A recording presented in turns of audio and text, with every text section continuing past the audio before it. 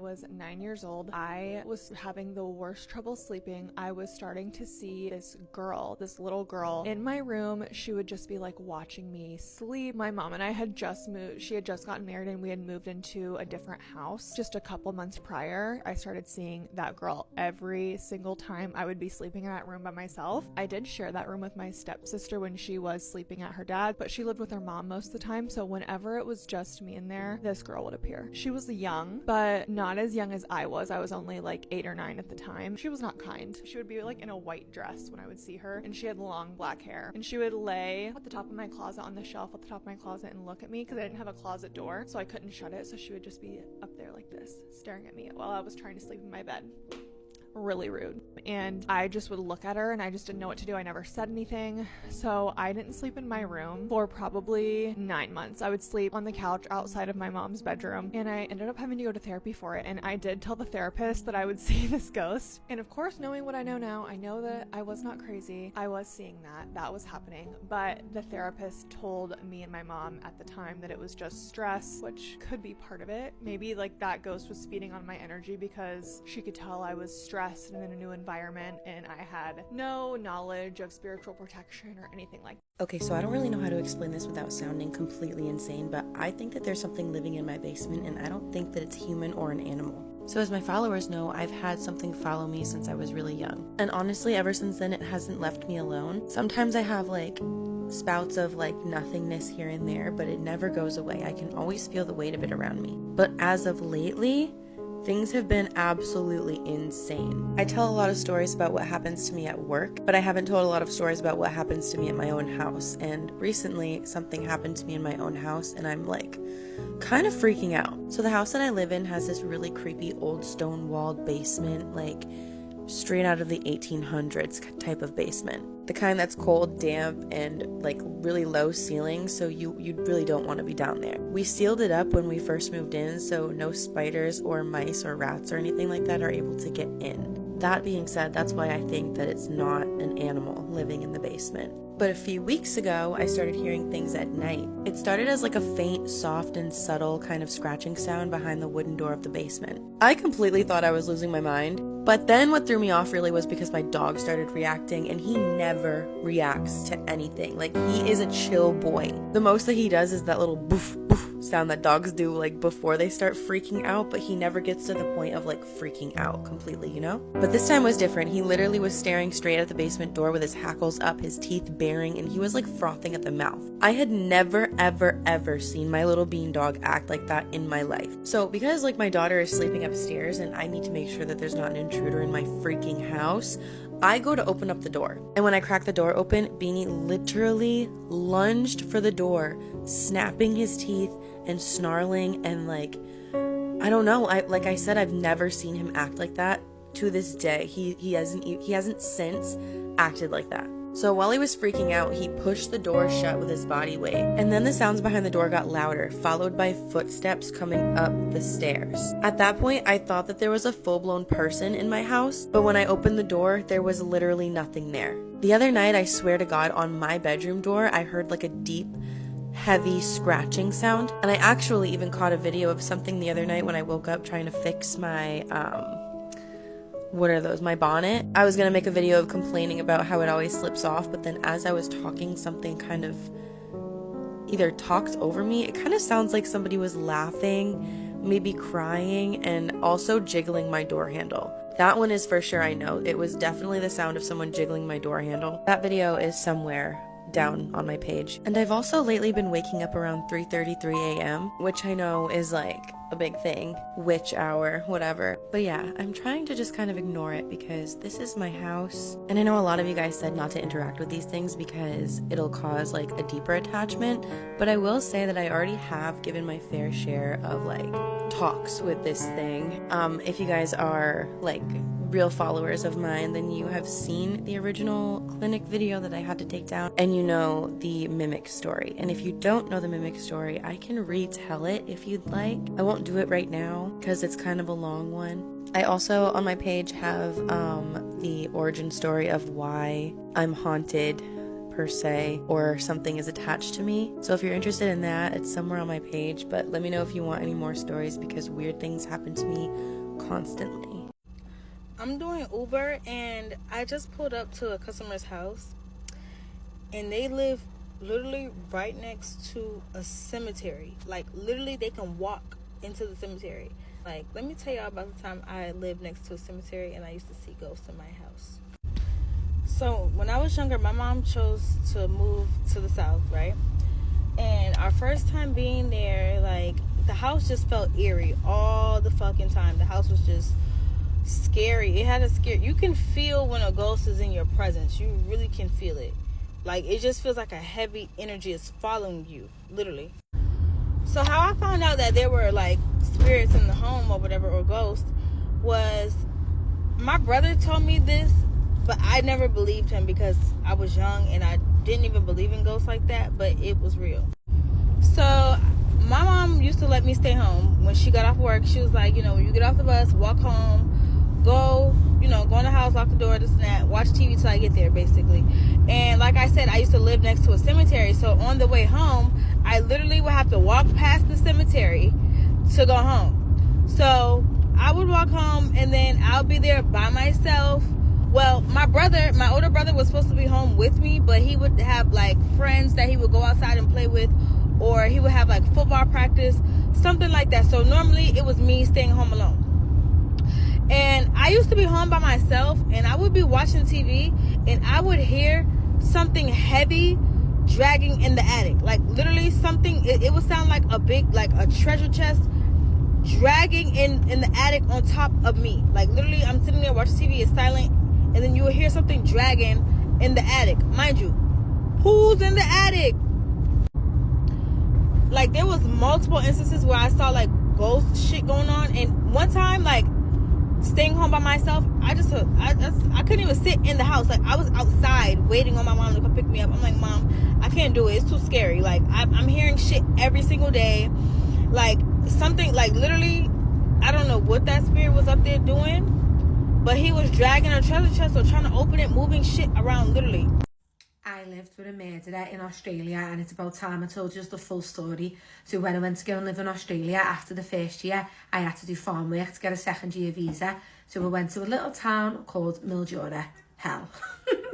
And when I went to Mildura, I lived on a farm hostel, and then I drive away, like far away, through the week to do work on the farm.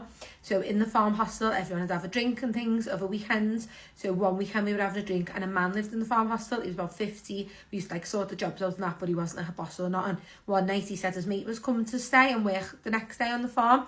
So his mate came, his mate sat next to me, and he was saying that he was an Aboriginal, he was going to paint me, put me in a museum, an Aboriginal museum, and the painting would be famous of me. Like, he just wouldn't leave me alone. He was asking why, like, no one would let him play games. So I was like, oh, let this man play the games with you to try and get him away from me. And everyone was like, no, he's a weirdo. He was about 50, everyone else was like 20. So, yeah, no one liked him. He just sat by me all night, followed me around. And then the next day, we were driving to do the farm work, me and the girls in the van. And it came on the radio, murderer on the loose, Mildura. So we were all laughing. They're going, oh, yeah, that's your fella from last night. He's look like a murderer. He'll be the one on the loose. All laughed it off. Went to the farm, planted the trees, done our farm work, and then we stayed in a little hostel through the week, like a little motel through the week. So we didn't go back to the main farm hostel, we went to the little motel. When we got in after work, put the telly on, the news come on. It was a picture of the man from the night before. He was the murderer on the loose in Mildura. So all night I'd been talking to the murderer that was on the loose. So this man had been accused of killing, I think it was like his auntie and his neighbours, like 3 older people. I'll show you the news articles in the next video. Like, it's on Google. His name's Stephen Hainsworth, if you want to Google him. And when I got back from Australia, I actually made a YouTube video, and his daughter commented on it, or like one of his family members commented on the YouTube video, like, this is about my dad. Crazy, crazy times. So I watched a video last night of a girl talking about her au pair story and how it wasn't for her, and it just kind of inspired me to do my own, because I do have a story to tell. Yes, I do. Of being an au pair 2022, and it was actually the most traumatic experience in my life, if I could say one of the traumatic experience, because I've never been in a situation where I've been treated like that by a grown-ass woman, mind you. So yeah, I just want to start the story saying why I became an au pair in the first place. And that was basically because July 2022, I came to Paris for the first time as a traveler. I had like maybe 3K saved up for my summer job and stuff like that. And I was like, I'm going to travel. Yeah. All right, real life scary spooky story time. So this was years ago when I met my wife. She was a marathoner. She had already had like 17, 18, 26.2 mile marathons under her belt. And she and I started going out because we both like to exercise. And so she said, hey, why don't you start running with me in this runners group? It's called the Road Runners, and they practice during the on season for the Los Angeles Marathon. And we run down across the beach at Venice Beach in Southern California. Now, anybody who's ever been down to Venice Beach, you know that this place is a dump. Like, I don't know why people like going down there so much. It is nasty. It is ugly. But here's what was happening. We would arrive there at about 6 a.m. and we would start running, and we would up our mileage every Saturday that we started going, that we were running. And there was a lot of homeless people encamped on either side of the running trail that we would use. And they normally, left us alone. They wouldn't bother us. They'd, make some off the cuff comments like "run, Forrest, run." It's like, wow, I haven't heard that one before. But we continued and trained, ran the LA Marathon, and that was all done and fine. Well, a couple years after that, we became Christians, and we were baptized. And we hadn't been to that beach in a while. So we decided, hey, let's go to the beach this week, and let's go walk down Venice Beach, Santa Monica, which is right next to each other. We got to that beach, we parked, and we started walking down that same path that we used to run up and down. Now, we started feeling something strange and uncomfortable, because as you walk down this place, you realize that on either side, it's not just homeless people. There are still those there. There are a lot of people on drugs, a lot of people with problems. And that already attracts some bad spirits. But at the same time, there's tattoo parlors. And I'm not saying anything about tattoos, but there's tattoo parlors. And then there's mediums with their little stands, psychics who want to read your hand. They want to read your tarot cards. They want to give you a reading of some sort. There are people selling nasty things to smoke, some legal, some not. I mean, it's overall a really bad spiritual area. So she and I were walking down the boardwalk, you would call it, and neither one of us is really talking. We're not saying anything. And I feel so strange. I feel wrong. I feel out of place. And I look at my wife, we had already been married by then, and I go, you know what? I don't like the feeling here. You want to get out of here? And she looks at me and she goes, me either. Something's wrong.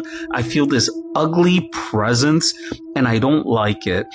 So we decided we were already pretty far into the walk. So we walked a little bit further till we got past some of these points, because we had to double back to get to our car. And we decided we're not going back the same way.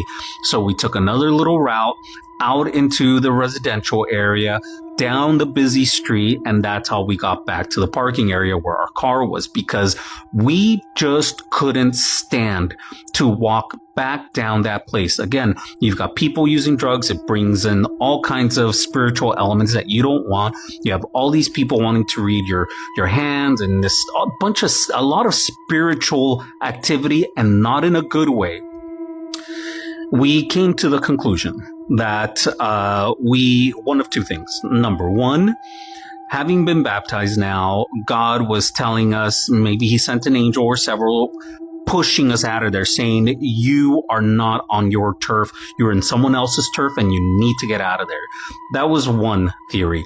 My wife's theory, which I think is the better one, is that we were there and these evil entities, these demonic spirits, didn't like our presence, And so they were pushing us out. They were, you know, I grew up in a really tough part of town in Southern California when I was a kid, Santa Ana, California.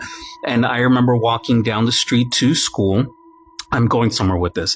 And there were gangs on either side, these apartment buildings for like a mile. There were different little kid gangs.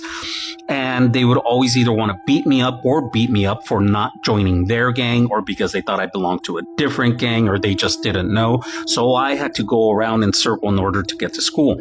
But whenever I did walk down these areas, I could feel the anger. They would look at me. They're like, you don't belong here. You're not in our gang or any other gang. Get out of here. Like my presence bothered them.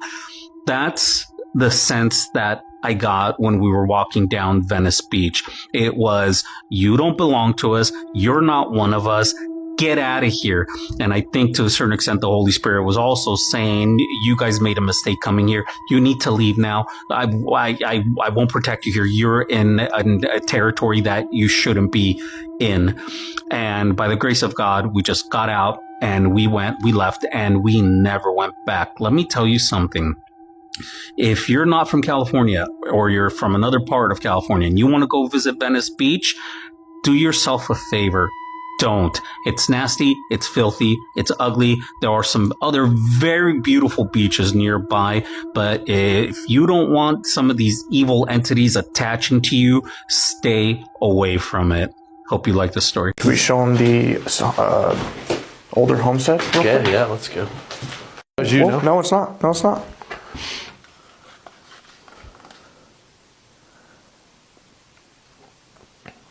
Was that you? Yeah, that's on either side. It went to both. Yeah.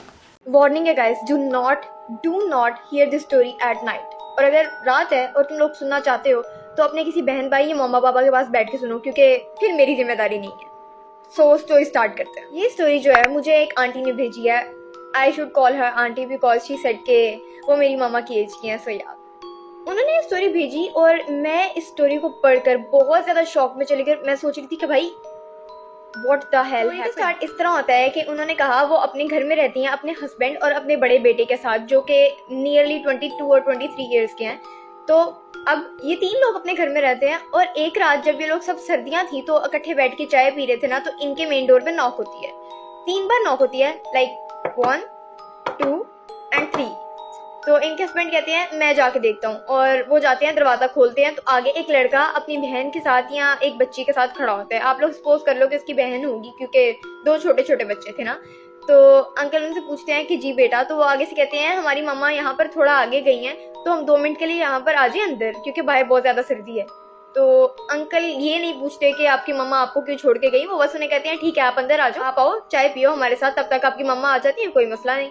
I know यार, पाकिस्तानी लोग जो है बहुत hospitable होते हैं, but अब aunty ने मुझे इस तरह एक्सप्लेन किया कि वो दोनों बच्चे जब अंदर आते हैं तो वो जो लड़का था ना उनमें से, वो ऊपर देख के बात नहीं कर रहा था, लाइक ऐसे नीचे देख के ना, ऐसे नीचे देख के, बिल्कुल नीचे देख के बात कर रहा है, किसी की आंखों में देख के बात नहीं कर। तो उनको लगता है मे बी वो नर्वस है, इस वजह से वो बात नहीं करना चाह रहा ना। तो वो उनको कहती हैं आप बैठो, मेरे बेटे के साथ बैठ के बातें वगैरह करो, मैं आप लोगों के लिए भी चाय लेके आती हूँ। तो आंटी का जो बेटा था वो इस बच्चे से पूछ रहा है कि हाँ भाई आप कौन सी क्लास में हो, आप कितने सालों के हो, आपकी बहन का क्या नाम है, आपका नाम क्या है। तो इन सारी बातों का जवाब उस बच्चे ने एक बार भी नहीं दिया। मजाल है कि उसने एक जवाब भी दिया हो। उसकी बहन और वो दोनों चुप हैं, और जो लड़का है वो तो नीचे ही देखी जा रहा है, बहन बस ऊपर ऐसे से करके देख रही है, ठीक है मतलब मोल सेट है। तो अचानक से वो लड़का ऊपर देखता है और उसकी आंखें फुल ब्लैक होती हैं, टोटली ब्लैक। तो आंटी का जो बेटा होता है वो ये देख लेता है और वो उठ के ना अपनी मम्मा के पास किचन में जाके कहता है कि उस लड़के की तो आंखें इतनी ज्यादा ब्लैक है कि मुझे समझ नहीं आ रही उसका व्हाइट वाला हिस्सा कहाँ पर है आंखों का। तो उसकी मम्मा कहती हैं पक्का पता है ऐसे ही है। तो आगे से कहते हैं मैं खुद देख के आया हूँ, मैं पागल हूँ। आगे से उसकी मम्मा कहती हैं चलो जरा हम भी जाके देखते हैं। फिर उसके पापा वैसे बाहर बैठे होते हैं ना, तो आंटी और अब आंटी का बेटा बाहर आते हैं किचन से, और उसी वक्त लाइट चली जाती। वाओ खत्म, मुझे पता था यही होना है। तो आंटी अपने हस्बैंड को कहती हैं कि आप जनरेटर ऑन करें, कुछ करें, मोबाइल की लाइट चलाएं, बच्चे डर रहे होंगे ना। तो वो उठते हैं और अपने नाक को पकड़ के ना आंटी के करीब जाते हैं और आगे से कहते हैं मेरे नाक से तो खून निकल रहा है। और फिर अचानक से इनके मेन गेट पे नॉक होती है और वो छोटा बच्चा जाता है अंधेरे में ही और दरवाजा खोलता है, और आंटी को बाहर की रोशनी में ना थोड़ा बहुत नजर आता है कि दरवाजे के सामने 2 आदमी खड़े हैं, ठीक है। और ये लड़का और उसकी बहन दोनों चले जाते हैं।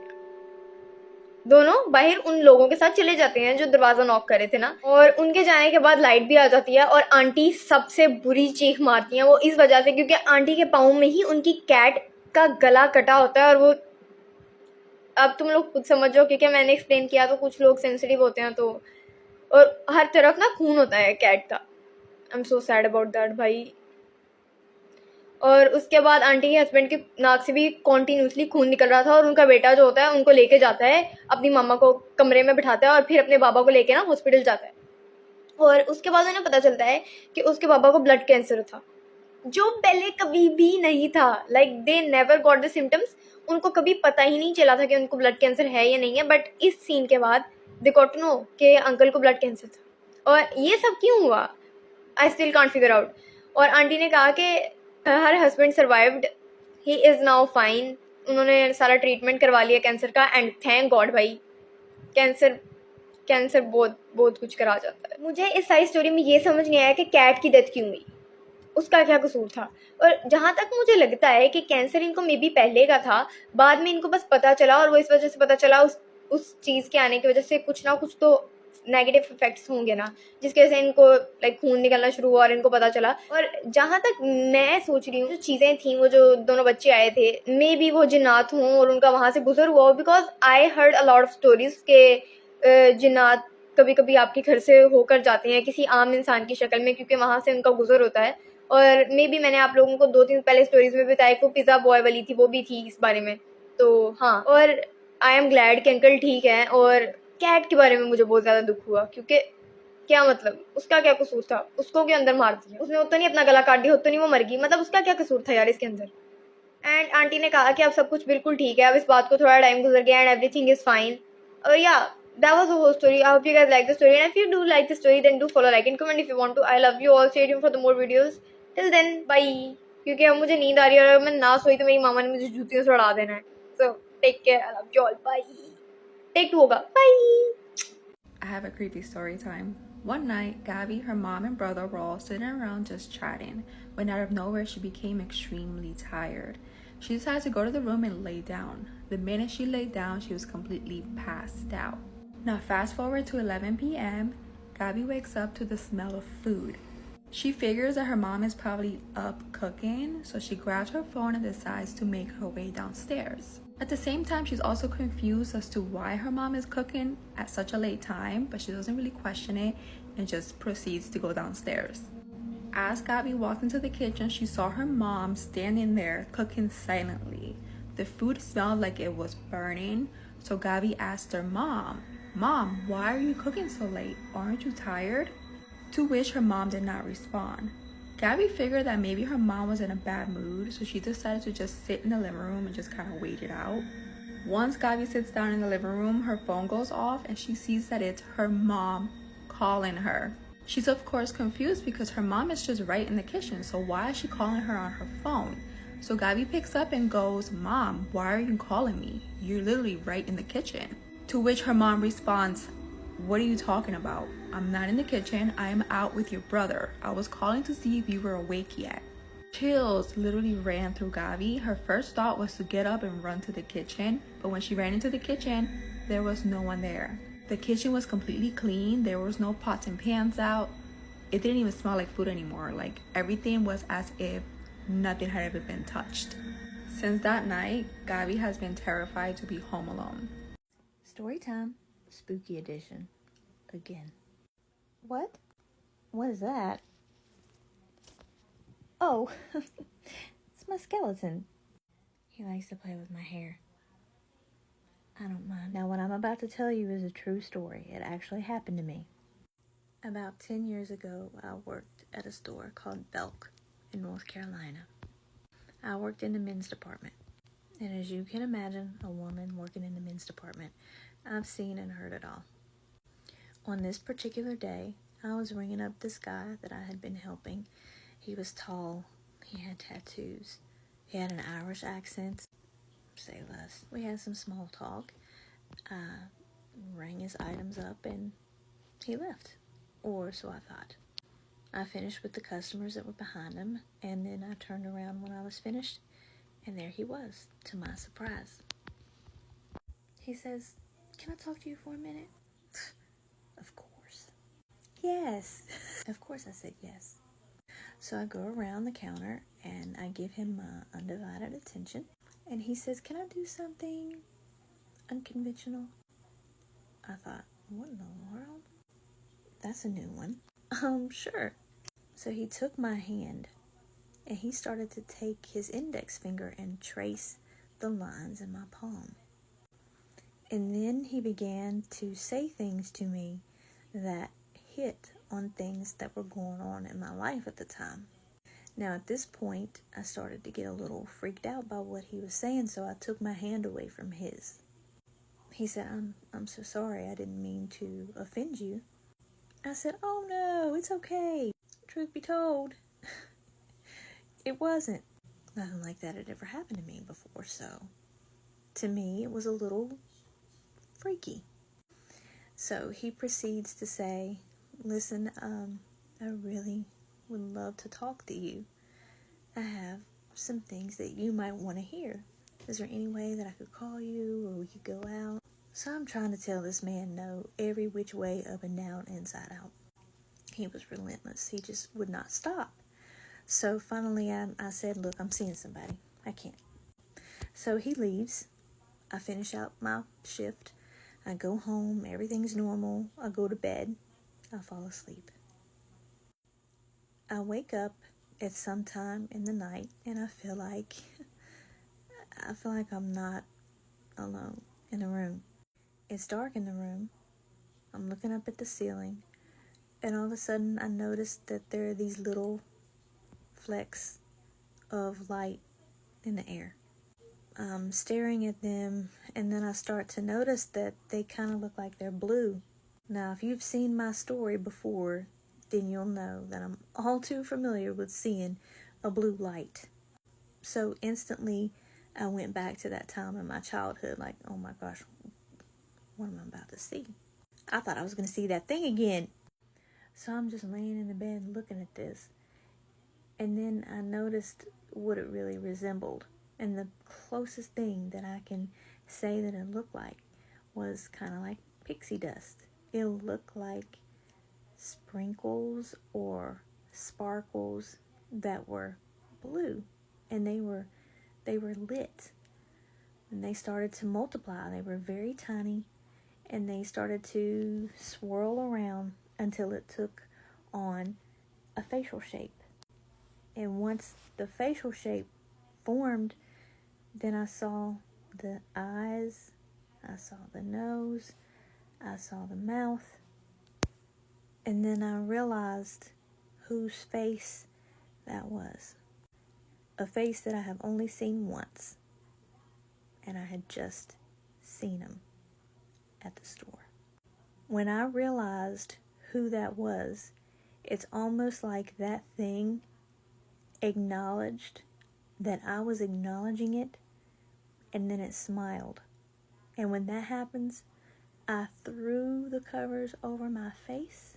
I said some things I do not remember saying, and I don't know how long it took me, but eventually I fell asleep. So the next day, I wake up, I'm looking around the room, like, trying to figure out how that was possible.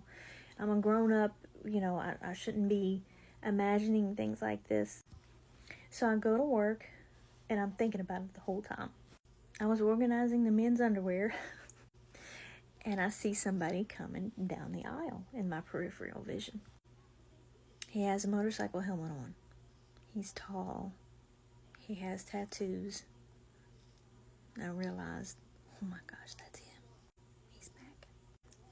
So he comes over to where I am and rests his arm on the counter. And he says this. Did you see me last night?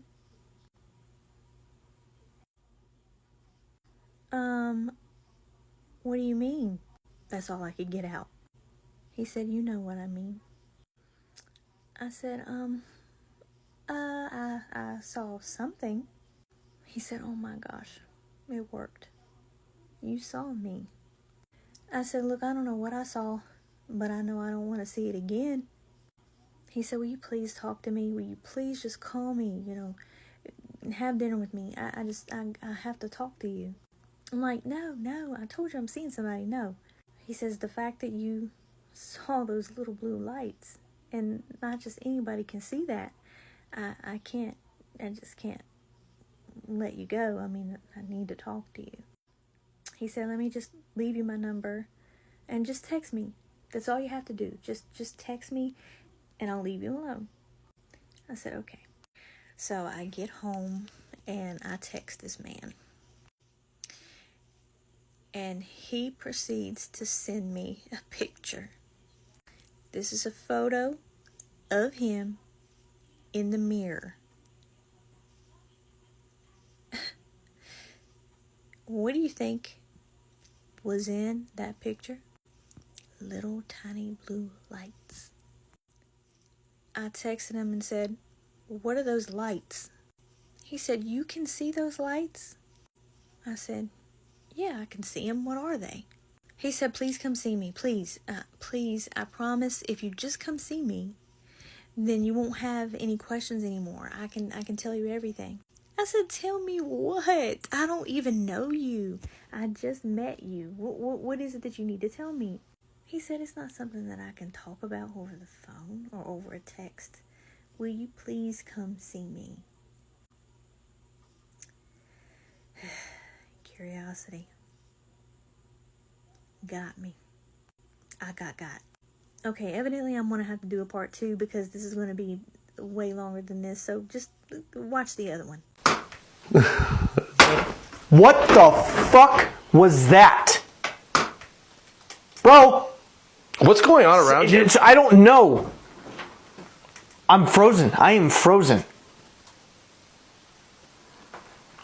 Did the window Sean. break? So I had something really scary happen to me this morning, and I want you guys to tell me what you think it was. So my alarm goes off this morning, but I'm not really feeling like getting up, so I'm just kind of laying there being lazy. I have 4 kids. My 2 youngest boys, they were laying in bed next to me and they were sleeping. So I'm laying here with my eyes open, I'm laying on my side, and I'm facing that way.